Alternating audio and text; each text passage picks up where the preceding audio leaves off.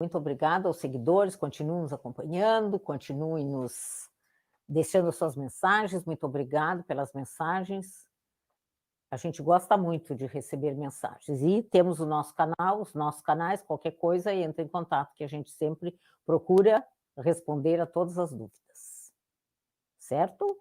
Então, hoje vamos falar na nossa live, até que está aqui os assuntos que nós vamos abordar hoje. Hoje é um pouquinho diferente das outras. Hoje nós vamos abordar isso aqui. Então, Pelotas tem essa tradição doceira, né? Que já falei várias vezes nessa tradição que veio por causa da carne charque, né? Que era uma carne salgada exportada para fora do Rio Grande do Sul, era levada para o Nordeste, e com isso os navios traziam açúcar. Encontraram aqui os portugueses migrantes, então se juntou o açúcar e deu essa tradição doceira da cidade de Pelotas, né? Que nós já falamos bastante. E uma coisa que a gente tem muita tradição aqui, pelo menos havia muito, agora a vida mudou, as pessoas têm muitos compromissos, já não dá, mas antigamente tinham aquelas casas, a família toda reunida na hora do almoço, tinha aquela cozinheira que fazia comidas maravilhosas, e depois do almoço, todo mundo se sentava, continuava à mesa sentado, esperando a sobremesa. Porque nas casas a maioria era muito difícil que depois do almoço não viesse uma sobremesa. Também da tradição doceira, né? Eu estava até aqui olhando este livro, que fala sobre as sobremesas mais famosas do mundo. Então, aquela sobremesa, as sobremesas portuguesas, né? Tem aqui que eram arroz com leite, o arroz doce, né? Que chamam arroz com leite, nós aqui chamamos com arroz com leite,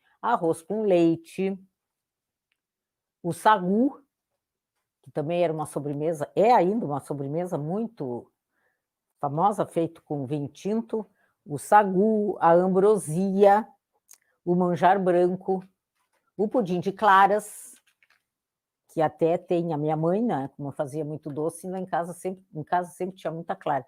E a mãe fazia para a sobremesa do almoço pudim de claras. E o meu pai sempre dizia, já vens tu com esse teu engana bobo. Porque o pai dizia que pudim de claras não era sobremesa, não era doce. É muito bonito fazer um pudim de clara, bonito, fica... Depois que faz uma calda de ovos e bota por cima, eu acho um doce muito chique, pudim de claras. Porque fica bonito, bota numa forma alta, ele cresce, ele fica alto, enche o olho. Um pudim de claras bem feito é uma sobremesa muito fina, muito chique. Fica muito bonito. Eu faço, e tem uma forma bem alta e ele cresce. Faz pudim de claras, 2 colheres, já vou falar assim, 2 colheres de açúcar para cada clara. Põe na batedeira clara, saiu do ar aqui, ó. Põe na batedeira clara, bate em neve bem dura e vai acrescentando o açúcar às colheradas. Aí termina o açúcar, se quiser, bota a raspinha de limão, que fica muito bom. Põe numa forma untada, bem untada, leva ao fogo no forno, né, em banho-maria por meia hora. Espera mornar e desenforma. Fica lindo, lindo. E quanto mais alta a forma, mais bonito fica. E aí faz só assim, ou faz alguma calda de fruta, se quiser, e aí serve o pudim de claras. É muito bom. Fica muito bonito. E tinha essa tradição das sobremesas em Pelotas. E outra coisa que eu adorava, tinha um primo da minha avó, fazia esses doces, que a gente chama doce de tacho, né? Goiabada, figada, pessegada, marmelada, ele fazia esses doces, e era muito bem feito. Então, comer goiabada com queijo, que até é um doce, uma sobremesa que se chama Romeu e Julieta. Goiabada com queijo, maravilhoso. Ou então, a figada que ele fazia era dos deuses. Então, tinha essa tradição aqui, porque essa tradição dos doces de tacho vieram com os imigrantes italianos, alemães, né, que também vieram para cá, vieram com eles esses doces de tacho.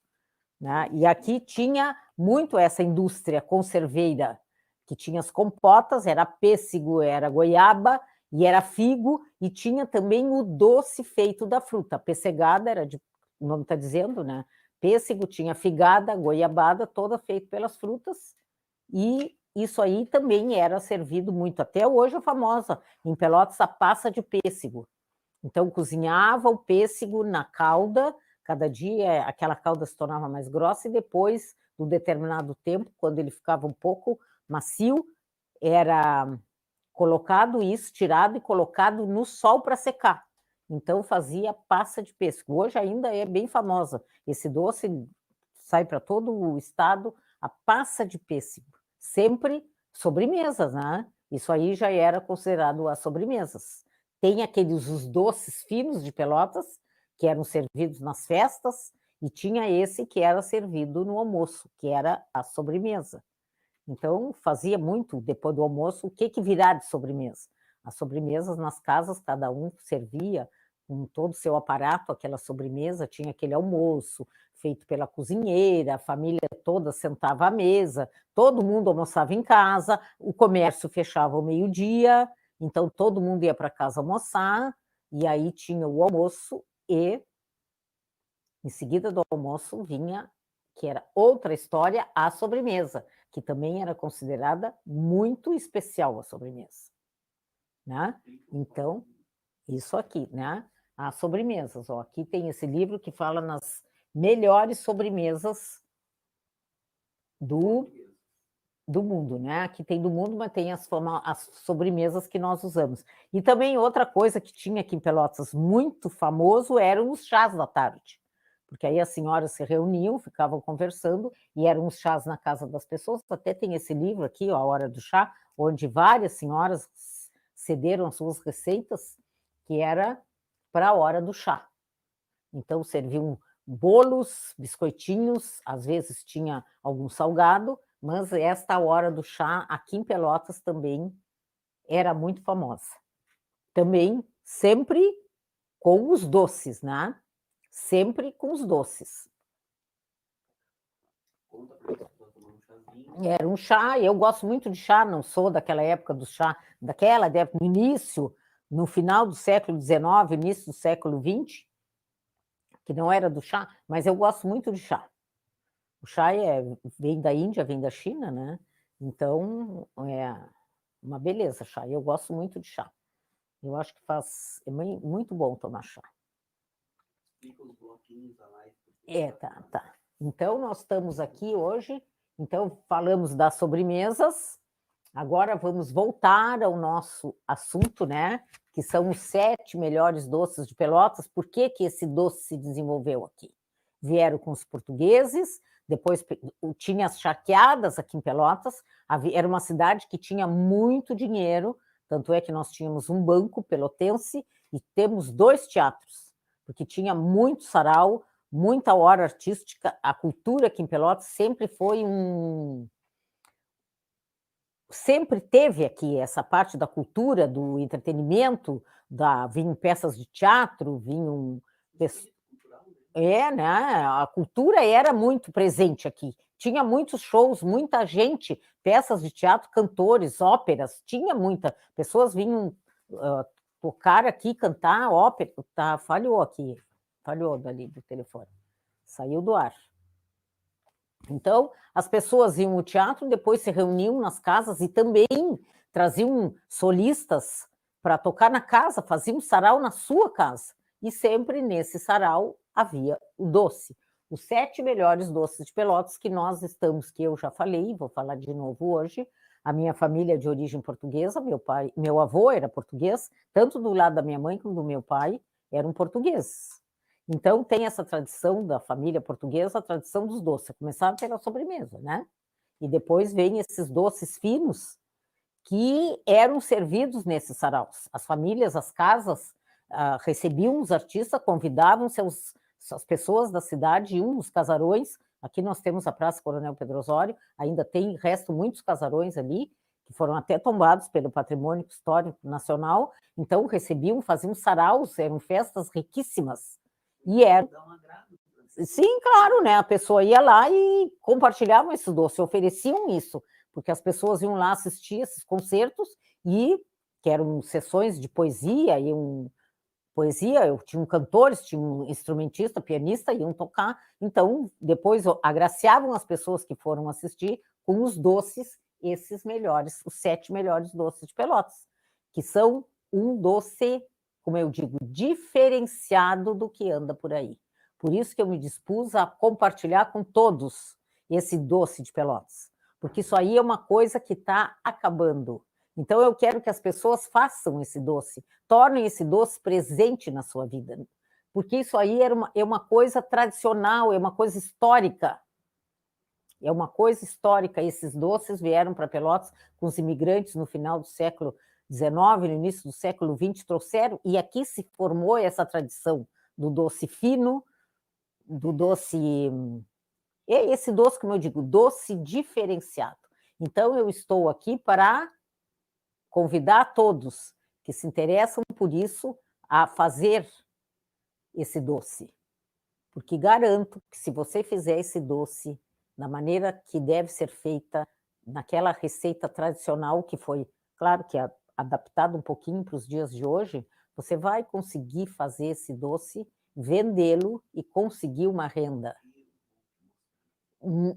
Conseguir uma renda. E eu estou aqui mostrando isso, falando disso, desse doce diferenciado, esse doce fino, esse doce bonito, que você pode fazer esse doce e conseguir ter uma renda. Ou se você não quer fazer para vender, só fazer para ter o prazer, olha, de mostrar, numa hora de sobremesa, uma surpresa para todos, servir um doce fino, um doce diferenciado, você faça, nos siga nas nossas plataformas, que você vai ser informado. Então, eu estou aqui, eu tenho uma coisa, a minha mãe fez doce durante muitos anos e me deixou essa tradição dela, desse doce tradicional. Então, ela deixou o legado. O que ela deixou? Ela deixou esses doces que ela fazia, tinha uma clientela imensa aqui em Pelotas, fazia doce para as festas, para tudo. A mãe fazia muito doce. E deixou esse legado, que nós, como éramos criança em casa, a gente trabalhava com ela, porque tinha que ajudar. Naquela época não havia nada, né? Então não tem essas facilidades que tem hoje, coco ralado, noz descascada. Então a gente ajudava nessa parte, vendo a mãe fazer, e eu aprendi a fazer. E aí resolvi também investir neste lado. E aí eu agora faço esses doces, tenho uma clientela muito boa, continuo fazendo doces, e eu quero deixar isso aí para alguém, porque quando eu não parar de trabalhar, que vai chegar uma hora que eu vou ter que parar de trabalhar, que a idade não ajuda, né? Então, eu queria deixar para as pessoas. Então, eu estou disponibilizando esse meu legado para vocês com o quê? Com os 7 melhores doces de Pelotas, tá? E aí estamos agora falando, preparando com essas lives, falando várias vezes nesse doce. Eu já mostrei aqui nas lives, já fiz a última live eu fiz aquele doce amanteigado e já fiz outro doce aqui, fiz o camafeu, que também é outro doce dos 7 melhores doces de Pelotas, fiz aqui. Então, nós estamos preparando, né, baseado nos 7 melhores doces de Pelotas, nesse doce diferenciado. Gente, porque eu não posso agora, toda receita é doce com leite condensado. Tudo leva leite condensado. Não, acho maravilhoso um doce feito com leite condensado, mas não é o caso. Tem que ter esse doce feito com um ingrediente só. Água, açúcar e um ingrediente, não interessa qual for. E alguns levam gemas e outros não levam. Mas esse doce diferenciado, esse doce chique, então eu estou aqui deixando o meu legado com vocês. Já foi o legado da minha mãe, e agora está sendo o meu legado que eu estou deixando para todo mundo que quiser. Tá? Que se interessar por isso, que quiser fazer uma coisa diferenciada. Então, nós estamos preparando um evento inédito que será Masterclass. Masterclass, o que é isso? Serão aulas, tá? Não se preocupe com receita, porque não vai ter receita. Então, será a parte técnica de trabalhar com doce. Como é que a gente bota preço, como é que a gente se programa, como é que a gente se organiza, como é que é o planejamento para fazer os 7 melhores doces de Pelotas. O material que a gente precisa, como que a gente tem que... De novo. Como que a gente tem que... Saiu de novo esse aqui, o Instagram. Então, como que a gente tem que trabalhar, como é que a gente tem que fazer, para quê? Da cozinha da casa, da cozinha da casa de vocês. Vocês não vão poder, não precisam investir em nada. Sair, alugar um lugar para fazer uma confeitaria, um bistrô, que é uma confeitaria pequenininha, nada. Vocês vão trabalhar em casa. Não vai ter despesa alguma quando iniciarem. Vão usar o material que tem na casa e vão fazer os doces, e aí vocês vão apresentar esses doces para as pessoas conhecidas. Precisa de ajudantes? E se tiver na casa alguém assim, por exemplo, tem 2 pessoas na casa, e as 2 quiserem trabalhar, tudo bem, mas não necessita ajudante, porque eu trabalho aqui sozinha. Eu já fiz vários eventos, sendo que um evento eu fiz 4.000 doces. Desses aqui, os 7 melhores doces de Pelotas. Foram esses doces que eu fiz. Eu fiz 4.000 doces sozinha, sem ajudante. Me determinando, me organizando, fiz os doces, a hora marcaram que vinham buscar aqui, porque o serviço era um coquetel, né? Então tinha a parte de salgado. Então a pessoa que fez o coquetel iria pegar os doces aqui na minha casa 13h30 da tarde. Quando chegaram para pegar os doces, estava tudo pronto, tudo esperando. Foi só carregar. Não atrasou nada, eu me determinei, me organizei e fiz. E é isso que eu quero deixar para vocês. Vocês se organizarem, fazerem os doces, começar a divulgar e conseguir uma renda. Tá? Olha, eu vou dizer, inicial, assim, de uns R$2.000. Tá? Se você trabalhar direito, começar a fazer como deve ser feito, no início treine a fazer os doces, se não tenham prática de fazer doce, treinem. E a gente vai acompanhar vocês quando tiver as aulas, quando a gente lançar as aulas, aí vocês vão entrar nas nossas páginas, nos acessos, e vão botar suas dúvidas, e vão fazer as suas perguntas, e a gente vai responder tudo. É essa a intenção, é levar para todos os lugares do Brasil esses doces. E aí a gente vai abrir, depois da Masterclass, que nós vamos fazer esse evento. Então, a gente vai fazer esse evento, vamos falar na técnica de fazer o doce, no que a gente vai usar, como é que faz, como é que não faz.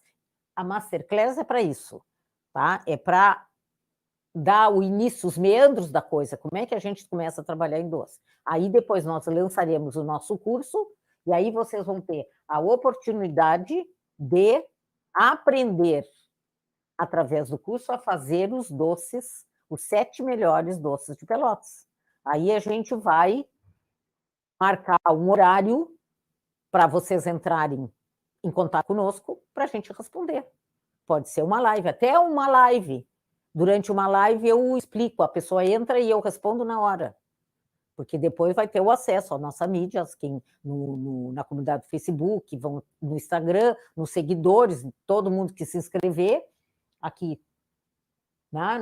Primeiro se inscreve para a Masterclass, aí eu sempre me tranco nessa palavra. E depois, quando se inscreverem no curso, também vai ter aula extra, a gente vai entrar em contato para ver como é que está indo, como é que tem que melhorar aqui, melhorar ali, é isso que a gente está, que nós estamos oportunizando. Então, quando me convidaram para fazer isso, eu de início fiquei meio assim. Depois eu disse, não, é uma boa ideia para eu deixar o meu legado para alguém. Tá? Para as pessoas que se sentirem interessadas, que quiserem fazer isso, que gostem de fazer doce. Agora, gente, nós estamos assim, vivendo esse ano assim, totalmente fora de esquadro. É um ano atípico, um ano que espero que não se repita, mas assim, a pessoa tem oportunidade de ganhar, tinha um trabalho, esse trabalho não deu mais, então quer continuar trabalhando e não sabe o quê, uma maneira é essa que estamos dando a oportunidade de fazer doces. Agora vem o Natal, né? Vem o final do ano, agora a gente está muito assim ainda, embora estejam os protocolos de dessa doença esteja um pouquinho melhorando, não é tão restrito, porque já está um pouco melhor, estão achando que vai melhorar, mas a gente tem que continuar se cuidando, porque não é bem assim, né? Então, mas aí as famílias vão se reunir mais no fim do ano. Então, é uma maneira de fazer o doce, fazer bem feito, encantar todo mundo e partir para uma carreira de doceira, fazendo os 7 melhores doces de Pelotas. Trabalhando, se organizar direito, faz no início, trabalhando 1 hora por dia, porque num dia faz a massa, que eu já falei, que essas massas de calda a gente não pode trabalhar no mesmo dia que ela açucara, então faz a massa do doce, no outro dia ela já esfriou, aí então a gente vai começar a trabalhar, a fazer o doce calmamente, porque eu, quando eu decidi que eu ia ser doceira, porque eu era professora, aí quando me aposentei, estava perto de me aposentar, eu disse, não, eu vou ter que fazer alguma coisa para encher meu tempo, porque eu não vou ficar em casa sozinha sem fazer nada, eu tenho que ter alguma coisa para fazer. Então, antes de me aposentar, 2 anos antes, eu comecei a fazer os doces calmamente, primeiro fazia e distribuía, assim. Era na família, um vizinho levava, assim, 3 docinhos para provar, aí tinha uma reunião de família, levava o doce, aí encontrava as pessoas que tinham sido clientes da minha mãe e avisava, olha, vou começar a fazer os doces da mãe. Aquele trabalho, como eu já falei na outra live, né, que eu li ali, o trabalho de formiguinha, né? E aí uma pessoa sabe, aí a pessoa comendo no aniversário, outra visita, as pessoas vão no aniversário, gostam do doce. Quem é que fez isso? Várias vezes. Eu fiz eventos e depois pessoas que estavam nesse evento, seja uma formatura, seja um casamento, pedem para o dono da festa, no caso, né, o telefone de quem fez os doces. E eu fazia, e eu fiz aqui para a inauguração de um shopping de uma cidade aqui perto, porque a pessoa do shopping, o que administra o shopping, né, o administrador, foi num evento, ficou encantado com os doces e pediu que queria, na inauguração do shopping, os doces que eu fizesse. E eu fiz 1000 doces para esse evento. E depois desse evento, olha como é a formiga, porque eu fiz esse evento que foi a inauguração de um shopping. Aí uma moça que foi na inauguração do shopping adorou os doces, foi saber quem é que fez e me encomendou também doces para o casamento dela. Olha aí, ó. Assim que vai indo. A gente vai fazendo o melhor possível, fazendo aquele doce bem feito, bem acabado, tudo muito bem feito, olha, assim, aquela coisa, porque não é só... Ainda o doce é bonito e é gostoso, porque às vezes a gente vai nos lugares, tem um doce lindíssimo. Ai, que doce lindo, a gente come e não é bom, é tudo... Então, propaganda, né? A gente come aquele doce lindo, maravilhoso, mas ele não tem nada, assim, de sabor. E eu vou entregar o valor. Eu vou entregar meu doce, tem valor. Por que ele tem valor? Não é valor-preço. O valor-preço é um custo, é outra coisa, é o que o cliente paga para ti. O valor é que eu entrego para aquela pessoa come aquele doce e quer mais. Este aí é o valor que a gente agrega no doce que a gente faz. Quando faz um doce bem feito, com o ingrediente certo, tudo bem perfeito, bem acabado, ele é bonito. E a gente, quando prova aquele doce, ele surpreende mais ainda pelo seu sabor. E tudo isso é possível. É só assistir os nossos eventos, que vocês vão ver que é fácil. É só querer que a gente faz. É só querer que a gente faz. Aí tem que ter aquela boa vontade de fazer tudo como tem que ser, com a sua receita, os ingredientes na medida exata, não adianta querer diminuir o ingrediente para render mais. Não, tem que ser com aquela quantidade de ingrediente. Então, faz aquilo perfeito, na medida exata, consegue fazer, o cliente vai gostando e ele vai falando para outras pessoas, e assim a gente arruma uma clientela maravilhosa. Para nós, do preço do doce, que é um preço razoavelmente barato aos olhos do cliente, e que a margem que esse doce acaba deixando essa oportunidade. Olha, aí a gente tem que ver, não é? Porque o doce agrega muito valor. Eu acho que o doce não é só o que custa, é barato, mas a gente tem que botar um outro porque agrega valor a esse doce. Uma coisa que é muito valorizada, ela tem um preço justo, tá? Eu não vou aqui querer fazer um doce e cobrar, sei lá, uma fortuna, não. O doce vale, o preço dele é justo, porque ele tem um valor. Esse valor foi o que eu disse. O valor que ele tem é quando o cliente retorna. Vai mostrar isso. Isso aí tudo a gente vai falar, a gente vai mostrar e vamos esclarecer tudo, tá? Então, você vai empregar aquelas coisas, porque, na realidade, pela quantidade de doce que a gente faz, ele se torna barato. O custo, e vamos separar aqui. O preço está dividido em duas partes, o custo e o valor. O custo é X, mas o valor é X ao quadrado. Por quê? Porque eu tenho que fazer um doce excepcional para o meu cliente voltar. Porque se eu não fizer esse doce excepcional, que eu estou dizendo, um doce muito bom, muito ótimo, de qualidade, de padrão, de tudo, ele tem que ser ótimo, porque aí eu agrego o custo e o valor. O valor é aquilo que o cliente me traz de volta, tá? Então eu tenho que apresentar para o meu cliente o quê? Um doce fora da expectativa dele. Ele acha que é bom, mas eu tenho que mostrar um doce ótimo, excelente para ele voltar. Tá? E isso aí tudo a gente vai falar aqui nos nossos eventos. Tá? Então, nos acompanhe nas nossas mídias, nos nossos grupos no Facebook, no Instagram, no YouTube. Deixe as suas perguntas, falem conosco, deixem os seus recados. A gente até agradece as mensagens, continuo agradecendo todas. Deixem suas perguntas, deixem as suas mensagens. Para nós é muito importante, porque eu estou dando o meu, eu estou entregando o meu legado para vocês, eu estou deixando o meu legado para vocês. Então, eu quero que vocês sejam aquela pessoa que trabalha em doce, uma doceira, que é elogiada, só recebe elogios. Porque muitas vezes eu vejo clientes minhas que vêm me procurar e dizem, olha, mandei fazer pela fulana, por alguém que me recomendou alguém e eu não gostei. E eu provei o teu doce e achei um doce maravilhoso, fora da expectativa, porque ele era melhor do que eu esperava. Então, esse é o valor que o doce tem.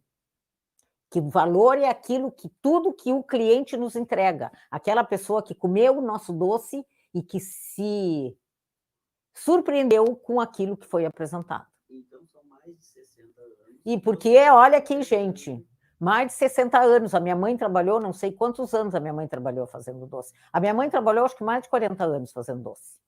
Porque toda receita, a gente tem aquela coisa que a gente chama do gato. Por isso que tem aqui, esse doce aqui também, senhoras pelotenses, senhoras da sociedade, deixaram receitas, elas deixaram aqui. Mas cada receita, todas as receitas têm um meandro, tem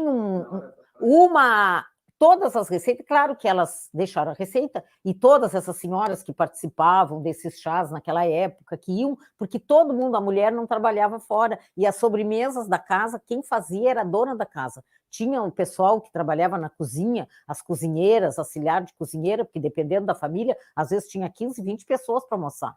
Então, quando essas pessoas moravam, a charqueada era fora da cidade. No fim de semana, vinham para a cidade. Né? Então, era muita gente para almoçar. Então, não era só uma pessoa na cozinha para fazer almoço para 20, 30 pessoas, tinha que ter os ajudantes. Porque agora não, agora a gente tem freezer, a gente tem geladeira, que conserva alimento. Naquela época não, matava a galinha para comer o dia, porque a galinha estragava, era tudo assim, né, naquela época. Era muito, não tinha esse conforto que a gente tem agora. Então, mais o doce da casa, o doce, a sobremesa, quem fazia era a dona da casa, porque ela era prendada. Quem fazia essas coisas era uma moça prendada. Tá? Ela que fazia o doce, aquele carinho da dona da casa com as pessoas que sentavam à mesa. Isso aí no Google não tem, tá aquela receita lá, faz do jeito que tu quiser, né? Às vezes a receita a gente pega e olha bem, não, mas não é bem assim, tem que dar uma ajeitadinha. Então, aquele pulo do gato, aquele meandro, aquela coisa que tanto é que o escritor, aquele que tem uns vídeos, o escritor Mário Magalhães, que ele fala, as receitas de Pelotas não existe uma. Procura no YouTube que está lá. Tem a entrevista do professor Mário Osório Magalhães, que ele fala nos doces de Pelotas e ele disse, eram várias receitas, porque cada família tinha a sua receita. E nessa receita da família está o meandro da receita, o pulo do gato da receita. Tá? Eu mesmo faço bolos. Esses bolos de chá, eu tenho um grupo que eu trabalho, faço um trabalho voluntário, e eu faço crochê. E a gente sempre assim, divide, sempre 2 pessoas levam para o chá. Então tem o bolo, tem o doce, que eu geralmente levo o bolo, e tem a pessoa que leva o salgado. E quando eu levo o bolo, todo mundo diz, ninguém traz o bolo igual o teu. E eu digo, por que o meu bolo é mais fofo? Porque eu peneiro a farinha 2 vezes. Eu já falei aqui, eu quando vou botar terminou a farinha, né, que farinha tem que guardar numa lata, eu não sei porque que até agora a embalagem da farinha é papel, aí o papel na umidade, essa cidade aqui, chega a fazer 100% de umidade, fica molhado, a farinha fica pesada, então a gente peneira a farinha para quê? Para agregar ar na farinha. E eu peneiro 2 vezes. E por que a gente bota fermento no bolo? Porque o bolo libera ar. Mas quando a gente peneira a farinha, o bolo fica aerado. Tanto é, quando a gente bota a farinha, mexe pouco, para não perder esse ar, que aí o bolo vai para o forno e cresce. Então não tem na internet. Isso aí não tem na internet. Isso aí não está na receita. Pode ler 500 mil receitas, não está na internet. Tem esses segredos. E nesses doces aqui é óbvio que tem segredos. Então, eu vou explicar tudo. O meu legado é esse, dar tudo passo a passo. Como faz, como enrola, o que usa para enrolar o doce, na hora de cobrir, depois bota no pelotino, ajeita o doce, enfeita o doce, o mais lindo. Quando vai escolher a noz para botar no camafeu, escolhe a mais perfeita, a mais bonita, para quê? Porque o olho, né? O olho ajuda o estômago, né? O olho ajuda o estômago, né? A primeira visão da gente tem de tudo é o olho, como é o olho gordo, que a gente chama, né? Come mais do que pode, né? O olho é gordo, porque ele quer comer tudo, né? Então, é isso aí. Então, eu estou aqui para dar isso para vocês. Eu tenho mais de 60 anos fazendo doce. Eu comecei com criança. Eu não tinha 10 anos e a gente já ajudava a mãe. Então, quebrava as nozes, o coco a gente ralava, mas muito pouquinho, porque ralava os dedos também. Então, a minha avó, esse serviço de ralar coco, era a minha avó que fazia. Porque ela tinha paciência, ralava e tudo. Porque, olha, ralar os dedos não é fácil, dói muito, é horrível. Então, né? Então, a gente tinha tudo que fazer isso em casa e ajudava a mãe a passar as coisas. Naquela época não havia processador, tudo era moído na máquina de moer carne. Até tem aquela receita daquele livro de Pelotas, nozes moídas na máquina, Camafeu, receita. 500 gramas de nozes moídas na máquina. Era a máquina de moer carne que a gente usava para moer isso aí, porque não havia processador. Depois apareceu o liquidificador, mas não dá para moer no liquidificador, porque fica tudo muito apertado, não dá. No liquidificador não dá. Então tem uma oportunidade. Os 7 melhores doces de Pelotas vai ensinar todos esses métodos. Eu já falei isso, vai começar a fazer doce, pode usar aquela panela. Tem que ter, assim, para começar a fazer os doces. Se não tem um processador, compre um. Bom, na próxima isso só. E deu. Então, é isso, a gente vai mostrar tudo. Então, vai começar a fazer com aquilo que tem em casa. Olha lá, e esse é o fogão da minha casa, o fogão que está aqui. Vocês já viram esse fogão, não tem outro. É o fogão da minha casa. Eu faço doce no fogão da minha casa. Então, tudo que está aqui, as minhas panelas, as minhas xícaras, tudo é da casa. Eu não comprei nada para fazer isso. Né? Então, esse é o prazer, é o que a gente quer deixar para vocês. É o doce com seus meandros. Como que a gente faz o doce, os 7 melhores doces de Pelotas? Tudo isso eu vou falar. Se vocês procurarem na internet, tem receita de camafeu, tem receita de ninho, tem receita de tudo. Mas não é aquela coisa que foi feito, que levou anos para se chegar àquela conclusão, como fazer melhor o doce de Pelotas. Não só o doce de Pelotas, mas todos os doces. Porque todo doce tem o seu segredinho. E isso aí que nós vamos compartilhar nos nossos futuros eventos.